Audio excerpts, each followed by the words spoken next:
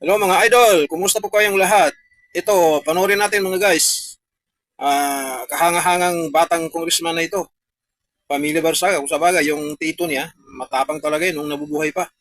Ito, panoorin natin. At talagang kahanga-hanga itong bata pa ito, matapang.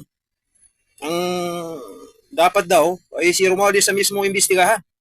Dahil talagang siya talagang ulo ng mga ano na yan, mga nangyayaring kaguluhan sa flood control na yan.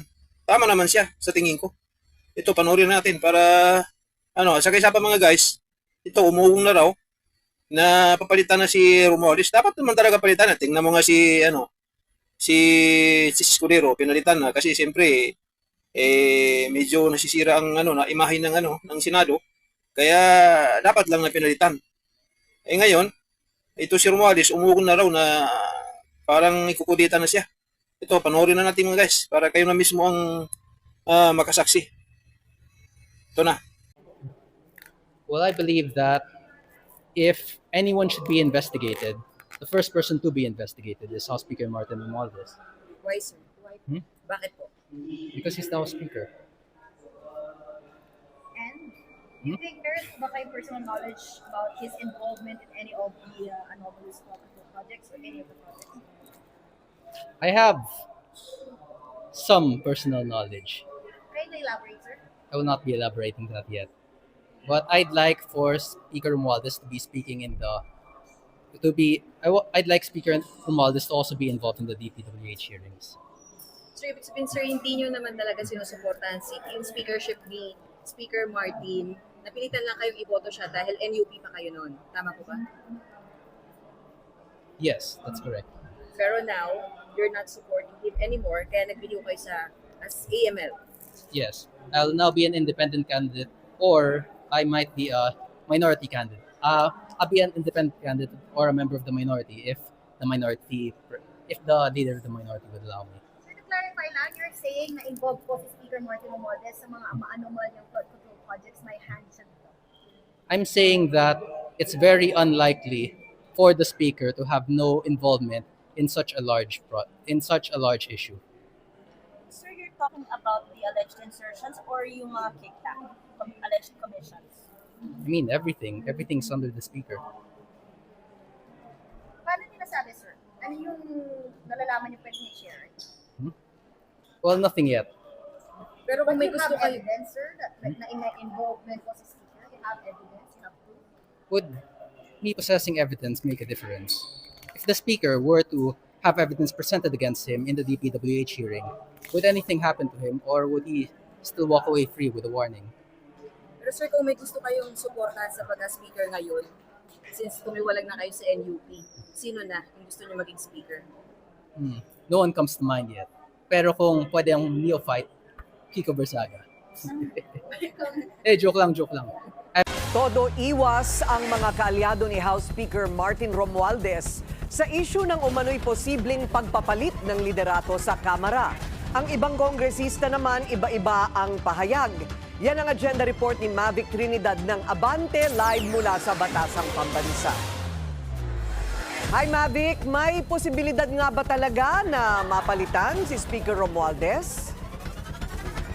Corina, tila ayaw pahuli ng Kamara sa Senado matapos na umugong dito sa Kongreso ang umano'y pagpapalit din ng liderato ni House Speaker Martin Romualdez. Please raise your right hand and repeat. Matapos ang forthwith na kudeta sa Senado na muling nagbalik kay Senador Tito Soto bilang Senate President at sa gitna ng pagkakadawit sa ilang mambabatas sa flood control scandal, tila namimiligro na rin daw ang palitan sa liderato ng Kamara. Umuugong na posibleng sumunod na palitan si House Speaker Martin Romualdez matapos kaladkarin ng isa sa mga kontraktor sa issue. Binanggit kasi siya ni Curly Discaya sa Senado na umano'y kasama sa nakikinabang sa kitaan sa mga proyekto sa DPWH. Pero sa pagdinig ng Kamara, binawi ni Curly ang pahayag niya sa Senado. Gusto ko iparting din kay Speaker po at saka kay Saldi ko na baka po nagagamit lang po ng mga politikong ito ang inyo pong pangalan. Wala raw siyang koneksyon kay Romualdez. Pinagbasehan lang daw ni Diskaya ang mga kausap niyang politiko na humihingi ng parte umano ni Romualdez sa proyekto. Pero ang tanong, sapat na nga ba itong dahilan para magbago ang liderato sa Kamara?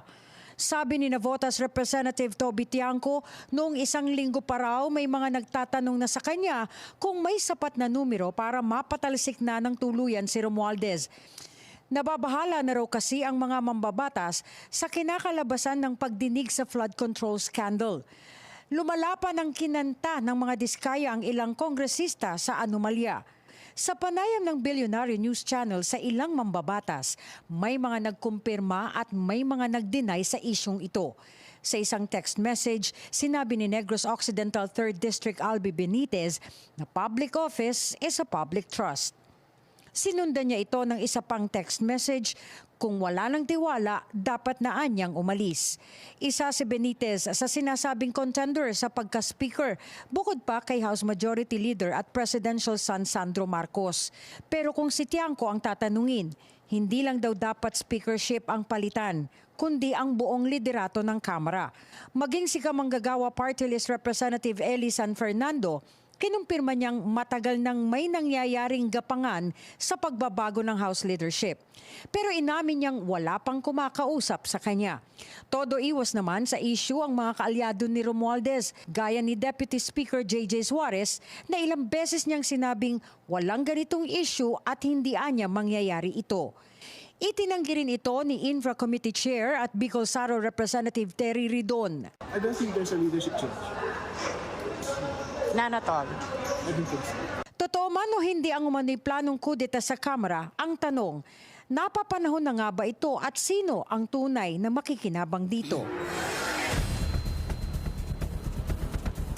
Sa isang panayam kanina, Corina, ay inamin nitong si House Deputy Speaker Paulo Ortega na may mga kongresistang nakakatanggap ng tawag mula sa di kilalang tao at nangangalap ito ng suporta para sa House Speakership ni Congressman Toby Tiangco at Congressman Albi Benitez. Pero sabi ni Ortega, mananatili ang liderato ni House Speaker Romualdez at katunayan yan, kaninang umaga ay nagkaroon ng pagpupulong ang House leaders at si Romualdez at doon ay tiniyak nila na buong-buo ang kanilang suporta at tiwala kay Speaker Romualdez. Samantala, si Congressman o Cavite Congressman Kiko Barzaga ay nag-resign na sa kanyang partidong National Unity Party o NUP at sa mayorya sa Kamara dahil sa umano'y pagbibintang sa kanya na siya daw ay nangangalap ng pirma at nag-iikot para makakuha ng pirma para sa pagpapatalsik ni kay House Speaker Romualdez. Maring itinanggi ito ni Barzaga at sinabi niyang dahil sa kanyang pagkadismaya ay siya'y nag-resign na lamang sa kanilang partido at mananatili siya sa minorya. Pero ang gusto niya ay manatiling paimbestigahan si House Speaker Romualdez dahil naniniwala siyang may alam si Romualdez sa maanumalyang flood control projects ng DPWH. Corina? Okay, so Mavic, ito ay, well, it's a numbers game, sabi nga nila, no? At sa ngayon, depende yan kung gaano karaming senador o bilang ng mga senador ang boto pa rin kay Speaker o hindi, o kung magkakaroon ng gapangan na hindi niya nalalaman. Sa ngayon, wala pa tayong mga numero, ano? Wala pa, sa ngayon, Corina, nananatili pa rin daw yung numero na 255, if I'm not mistaken. Ito yung boto na bago magbukas ang, ang 20th Congress out of 315 na congressmen, Corina.